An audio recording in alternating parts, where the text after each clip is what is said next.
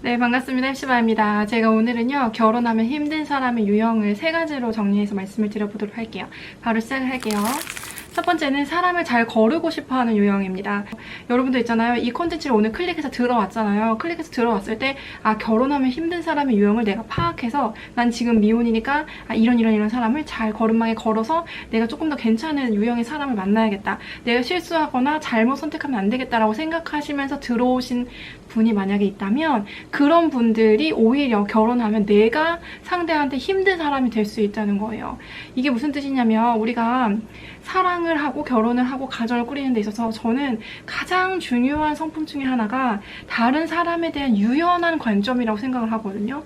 왜냐면 이게 그렇죠. 우리가 서로 같은 사람이 이 세상에 단 한 명도 없잖아요. 그렇죠? 그렇기 때문에 나와 다른 걸 자꾸 틀리다고 생각하고 나와 다른 것을 자꾸 잘못됐다고 생각을 하면 어떤 사람을 만나도 결과가 좋을 수가 없어요. 그래서 제가 생각할 때 건강한 가정을 꾸리는데 가장 중요한 요소 중에 하나가 이 나와 다른 사람, 특별히 나랑 극반대였던 사람이랑 극단적으로 부딪히는 경험이 있었던 사람 있죠. 그래서 내가 나는 이 사람 원래 거르고 본다 하는 사람이었는데 근데 내가 그 사람하고 좋은 관계를 유지하면서 이런 사람도 있구나. 그래서 나의 어떻게 보면 인간관계의 극단의 까지 열어본 경험들이 있는 사람, 이런 사람들이 결혼해서도 잘 살 가능성이 크죠.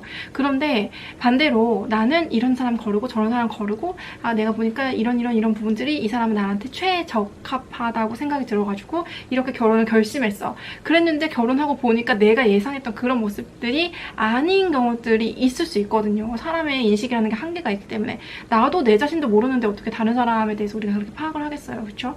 그런데 이랬을 때 뭐야, 나랑 생각한 거랑 달라. 당장 이혼해. 이렇게 하는 경우가 요새 제가 봤을 때 되게 많은 것 같아요. 그래서 제가 이제 뭐 이렇게 결혼에 대한 거 공부를 하다 보니까 결혼을 하고 초기 3년에 이혼이 굉장히 많은데 그 시기를 지나고 나면 괜히 이혼했네 이런 생각을 한다는 거예요. 오히려 이혼을 하고 나서.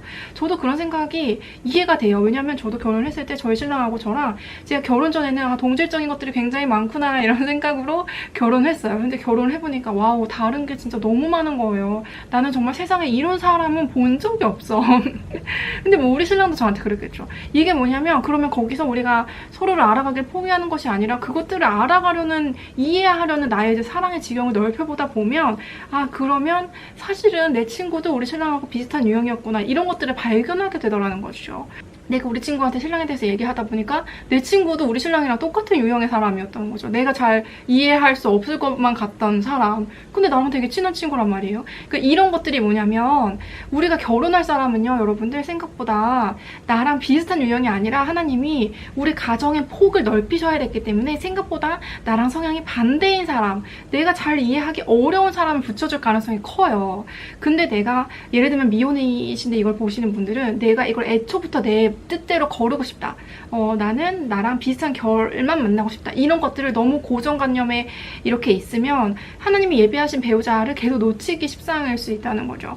그래서 우리의 인간에 대한 이해는 항상 굉장히 편협하고 좁은 시야로 볼 수밖에 없잖아요. 그래서 그것들을 항상 인정하는 가운데 우리가 누구를 거르겠다.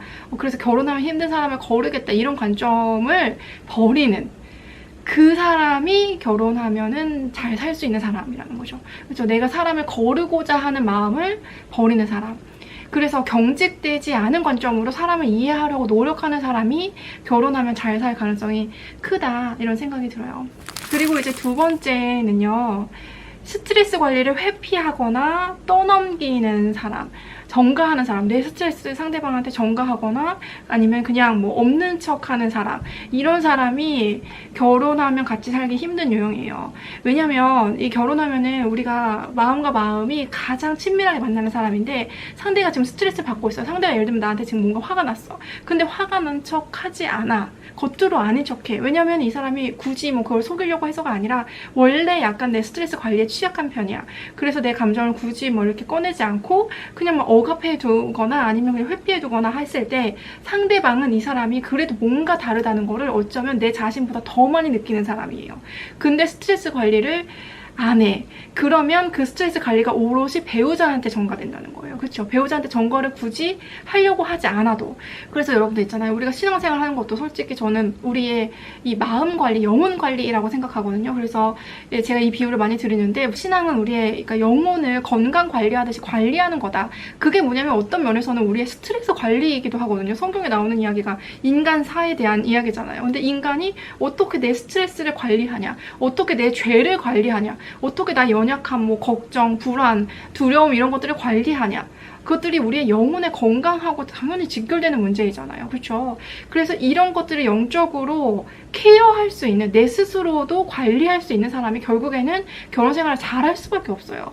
그래서 뭐 어떤 관계든 어떤 뭐 일이든 그리고 결혼 생활도 그렇고 오롯이 겪어내야만 하는 고통의 분량, 우리의 인생이라는 게 사실 그런 분량이 그저 뭐 자기 십자가를 지고 우리가 예수님을 따르는 거잖아요. 자기 십자가가 누구나 다 있다는 거예요. 뭐냐면 하나님 안에서 이걸 어떻게 처리해 나가느냐, 우리가 어려운 일이 있을 때 이것들을 하나님 안에서 어떻게 관리하느냐, 어떻게 뚫고 가느냐, 뭐 이렇게 장애물이 있었을 때 어떻게 그것들을 돌파하느냐, 이런 것들을 우리가 스트레스를 관리하는 데 있어서 다 중요한 항목이잖아요. 이런 것들이 결혼 생활에서 상대 배우자한테 가장 많이 그렇죠, 느껴지는 부분인 거죠. 그래서 결혼해서 살기 좋은 배우자는 이런 자기 자신의 스트레스를 건강하게 관리할 줄 아는 사람인 거죠. 자기 자신의 고통의 분량들, 어떻게 보면 고난의 분량, 어쩌면 조금은 힘든 부분들이 있더라도 인생의 희노애락이 있었을 때 이것들을 하나님 안에서 잘 관리하는 사람, 이런 사람이 결혼하면은 굉장히 괜찮은 거죠. 그런데 이런 것들도 배워가는 과정들 중에 있는 것 같아요. 그래서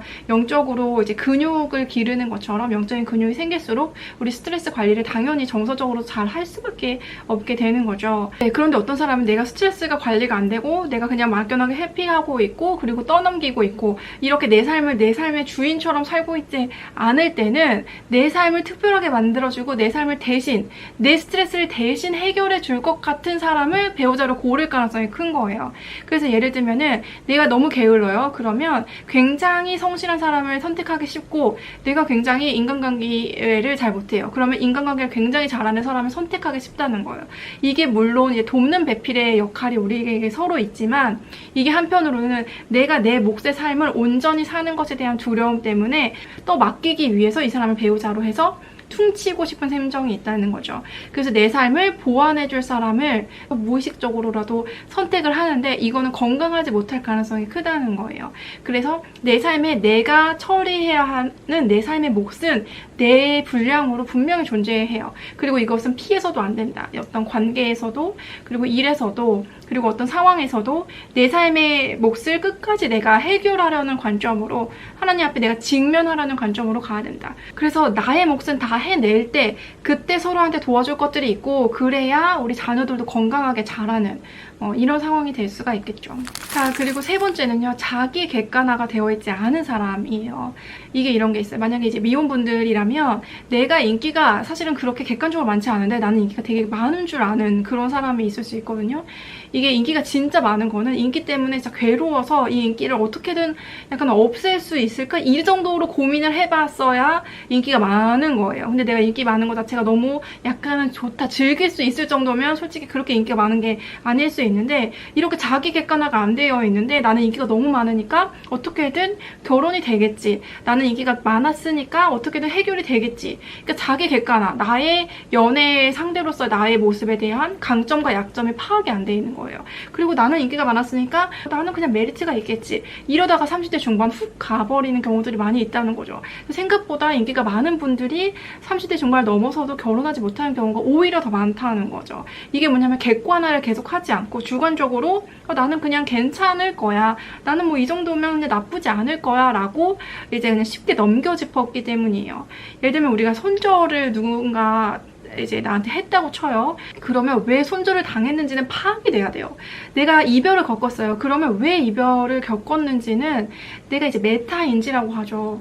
스스로 알고 있어야 돼. 그 정도는. 근데 그 정도도 파악이 안 되고 그냥 무지 상태야. 그냥 구름 속에 떠 있는 것 같아. 그냥 나를 왜 이렇게 했는지 몰라. 나는 뭐지? 근데 막연하게 마음속 깊은 곳에 내가 무언가 잘못했을 거라는 걸 알고 있는 거예요.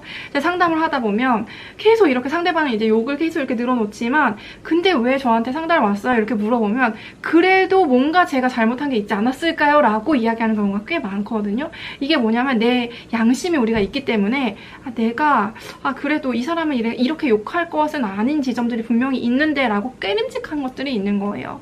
얼마 전에 제가 어떤 이야기 들었냐면 어떤 이제 청년이 저한테 이러는 거예요. 자기가 너무 꼬여 있다는 거예요. 근데 저는 제가 너무 꼬여있어요 라고 하는 그 문장이 너무 마음에 들었어요. 왜냐면 진짜 꼬여있는 사람은 내가 꼬여있다고 이야기를 안 하겠죠. 못하고. 근데 내가 꼬여있어도 내가 꼬여있다는 걸 자기 인식하고 있으면 된다는 거예요. 저는 정말 중요한 관점이라고 생각을 하거든요. 이게 저는 배우자를 만났을 때도 마찬가지인 것 같아요. 내가 그동안 연애하면서 내 스스로 강점과 약점이 파악이 되어 있어야 돼요. 그래야 결혼하고 났을 때 이런 강점이 있고 이런 약점이 있는데 이런 약점에도 불구하고 다른 사람들은 나를 이런 부분들 때문에 선택하지 않았지만 우리 배우자는 나의 이런 점에도 불구하고 나를 선택해줬구나 라는 자기 인식, 자기 객관화가 분명해야 그래야지 뭐 괜히 막 딴짓하지 않고 결혼해서도 상대에 대해서 불평하지 않고 감사하는 마음을 가질 수 있는데 자기 객관화가 되어 있지 않으면 나는 뭐 너 아니었어도 너를 내가 잘못 만났기 때문에 이런 식으로 나올 수가 있다는 거죠. 내가 예를 들면 나의 색깔을 알아야지 우리가 뭐 회사에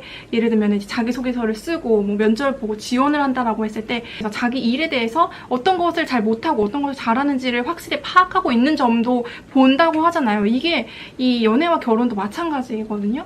결혼을 했을 때 나는 이런 강점이 있고 이런 약점이 있는데 상대가 이런 나의 강점을 정말 높이 사주고 이런 약점은 그냥 본듯 만듯 해준다. 이렇게 했을 때 그게 고마움이 극대화되는 건데 근데 이게 메타인지가 안 되어 있으면 나는 그냥 잘났는데 나는 그냥 뭐 괜찮은데 너는 다 부족한데 이렇게 되거나 나는 다 부족한데 근데 너는 더 잘났는데 이런 식으로 뭔가 이렇게 파악이 안 되는 거예요.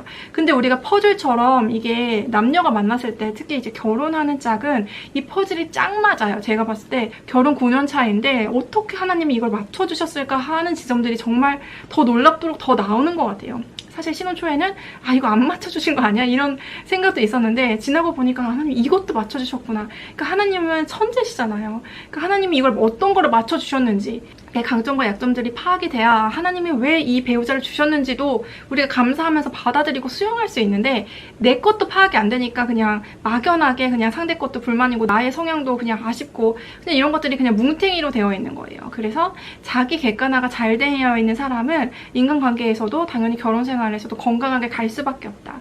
그래서 우리가 자기 객관화를 할 수 있는 그런 통찰력을 주시기를 하나님께 지혜를 구해보자 라는 부분이 마지막 점이었습니다.